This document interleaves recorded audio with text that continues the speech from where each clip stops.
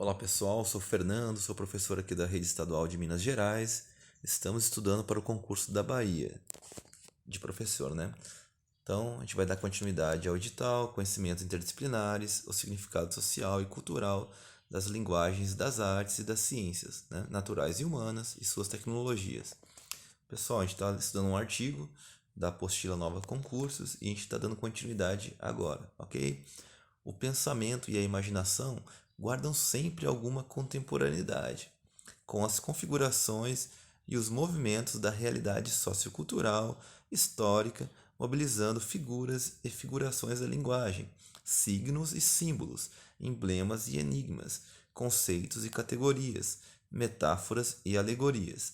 É claro que o pensamento e a imaginação são livres, deslocam-se desta ou daquela realidade, revertem o fluxo da vida, inventam modos de ser e de devir. É o que se pode verificar em cada uma e todas as obras científicas e de ficção mais notáveis. São narrativas nas quais a realidade social, as formas de sociabilidade e os jogos das forças sociais nem sempre aparecem ou estão até mesmo ausentes, podendo constituir ou não metáforas. Em todos os casos, no entanto, ressoa algo ou muito do espírito da época, do clima cultural, das tensões e das contradições ou alucinações que germinem nesse tempo. Ocorre que a grande obra nunca é apenas a tradução do engenho e a arte do seu autor, seja ele escritor, filósofo, cientista, pintor, músico, arquiteto, escultor, cineasta. Em geral, a grande obra é também, ou principalmente, a expressão do clima sociocultural, intelectual, científico, filosófico e artístico da época, conforme se expressa em uma coletividade, grupo social, classe social, etnia, gênero ou povo. Há modulações da narrativa que ressoam determinações remotas ou invisíveis, reais ou imaginárias. Tanto é assim que a narrativa expressa o talento do autor e, simultaneamente, as inquietações de uns e outros do seu tempo, podendo ressoar não só o presente, mas também o passado e até mesmo o futuro. São muitas as obras nas quais se conjugam diferentes inquietações e ilusões, realizações e frustrações, alimentando a criatividade individual e coletiva, fazendo com que a obra, bem realizada, expresse a visão de mundo que se esconde no espírito da época. Já é claro, para Thomas Hobbes e outros de seu tempo, que a sociedade mercantil, moderna em formação, passava a ser o novo palco da história. O direito natural revela-se uma codificação das condições de organização da sociedade, compreendendo a economia e a política. As faculdades físicas e espirituais dos homens passavam a organizar-se e a expressar-se no âmbito das condições ancoradas na guerra de todos contra todos, que já se apresentava como um código fundamental de organização e funcionamento da sociedade em seus diversos setores, destacando-se a esfera da política. Daí nasce o Estado, no contraponto da luta pela vida, qual falará Charles Darwin no século XIX, desdobrando a ideia da guerra de todos contra todos. Sem se dar conta, ou talvez com pleno conhecimento, Hobbes já elaborava uma das primeiras versões da política, como fundamento da tragédia moderna secularizada. Na natureza do homem encontramos três causas principais de discórdia. Primeiro, a competição. Segundo, a desconfiança. Terceiro, a glória.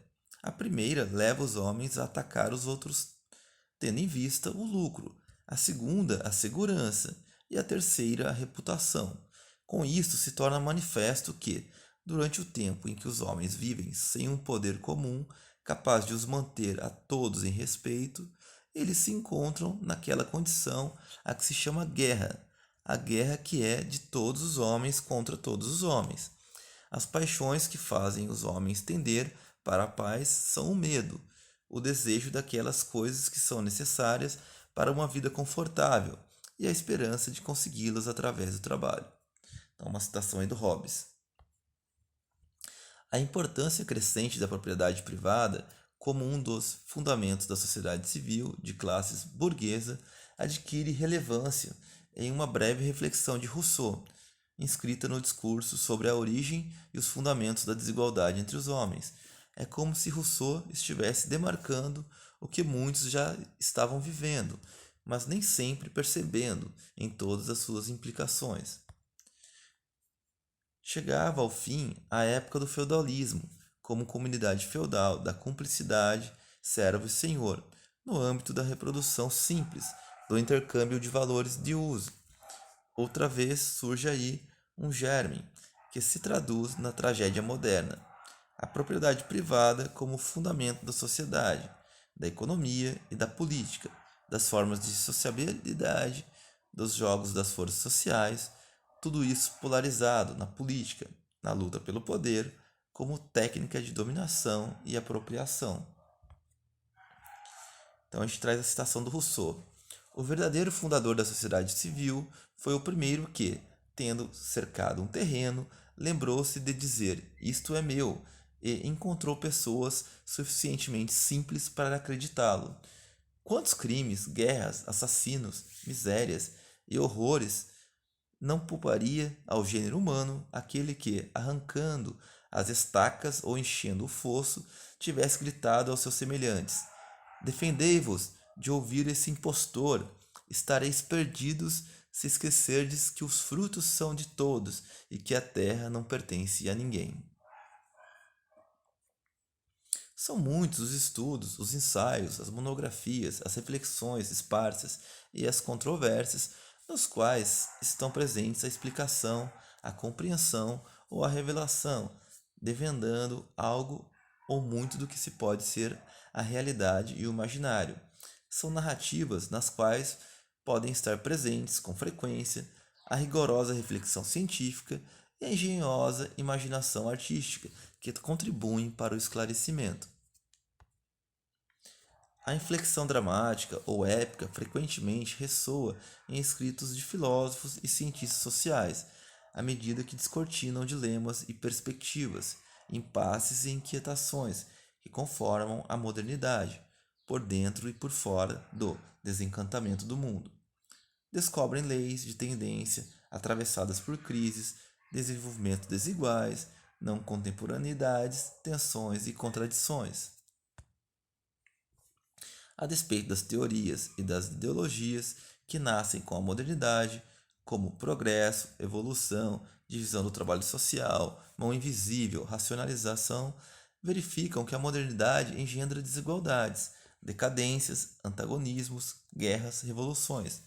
A dialética entre presente e passado, passado e presente, revela-se permanente e reiterada em diferentes setores da sociedade, seja Estado nacional ou mundial.